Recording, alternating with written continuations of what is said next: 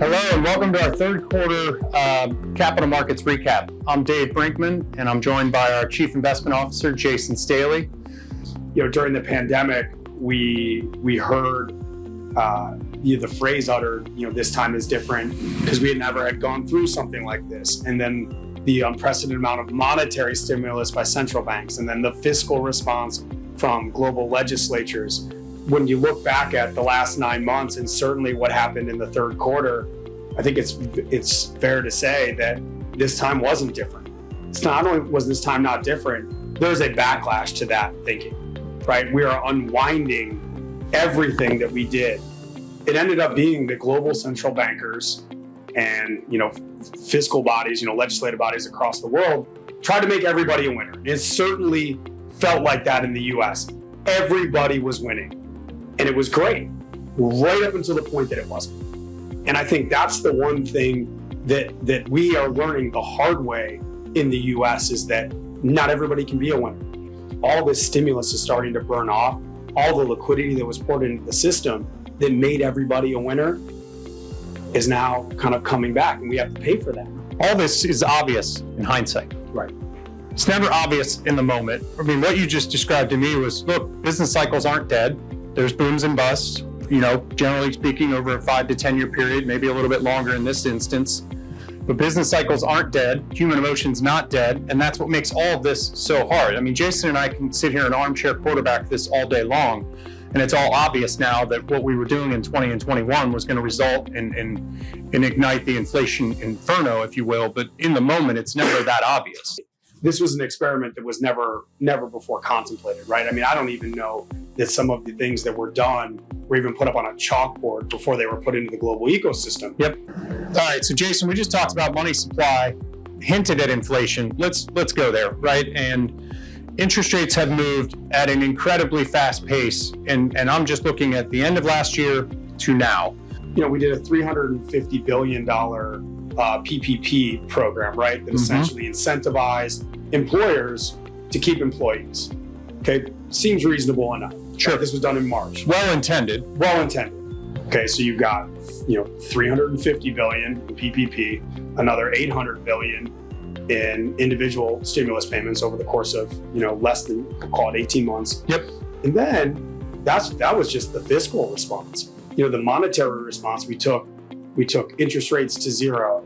The Federal Reserve went and bought everything from high yield bonds to U.S. Treasuries, mortgage-backed securities. Right. And you pumped all this liquidity in. And what did consumers do? Well, they went out and spent. So then we just moved all of the demand from durable goods to consumers. All the while, we're spending all of this money constraining supply chains, right? We got to produce these durable goods. We got to produce the cars. Got to build new houses, which has been an incredibly frustrating endeavor. All of this kind of led to demand far outstripping supply. It is very difficult to watch this unwind because there's no easy answers. Well, there's nowhere to hide unless you're sitting in cash. And over the long run, I mean, we've had conversations about that. In the long run, that's not a winning strategy. We were told by the evangelists here that, in the market that, we were going to be able to do the soft landing, that all this wasn't going to cause inflation, that it was going to be transitory. I was curious if you were going to hit on transitory. That's all we heard. That. Yes. They would mention transitory like 10 times, 10 times a minute when one of the Fed speakers would go on CNBC or Bloomberg. And they went from, hey, inflation is going to be transitory all of 2021 to, oh, we got to be, now we have to be these policy hawks. Yep. And we got to crank interest rates, from essentially 0 to 4%. Where we are on the 10-year Treasury yield right now in the course of 9 months. And I make the remark in one of the footnotes that the change in posture by the Federal Reserve, I mean, that would even make the most opportunistic politician blush in terms of the change in posture. I think I heard this stat today. So if rates go up 1%, the banks through the money market yields might pass through 0.1% of that. That's right, 10% of it. It sounds about right. Yeah. Put it in perspective. Yeah. If you were the person going to buy a $392,000 house, right now in October of 2022, that monthly payment, if you went back a year, that monthly payment would have bought you a $600,000 house. Yep. It just goes to show you the how far interest rates have come up, and people felt it in their portfolios before it got to the real economy, right? It's not like the 30-year mortgage went to 7%, almost to 7% overnight. But in the bond market, those interest rates happened really quickly. And it took a lot of people by surprise. But looking forward, lower prices are the building blocks for higher prices and better expected rates of return. Higher future prices, lower current prices. Yes. Right. Well, now we're at a point where, bond yields are attractive for the first time in over a decade. Savers are finally getting rewarded. Probably, yeah. So, you go back to 08, 09 when we cut to the bone. We really haven't been rewarded. Exactly right. I wish we could avoid having to get to the pain to get to where valuations are right now.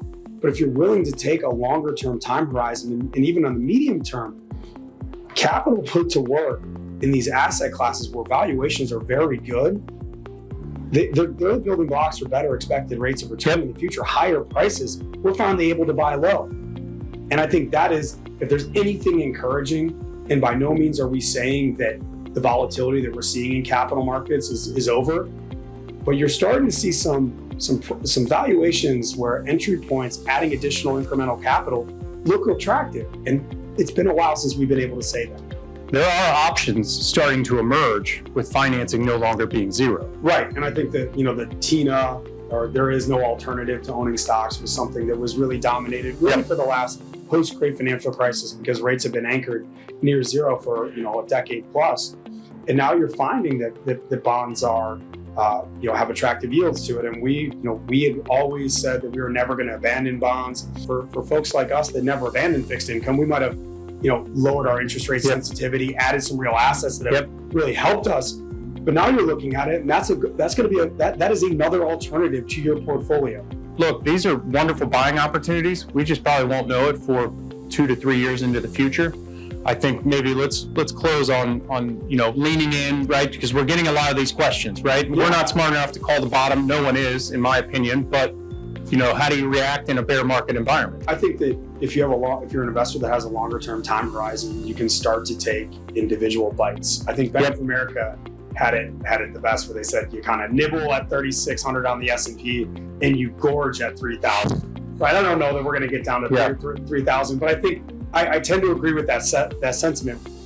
Even back in 2009, I remember, the S&P 500 was down 62%. There were still people that said, well, it could go down further. And it ended up being a generational buying opportunity. To your point, you're never going to know.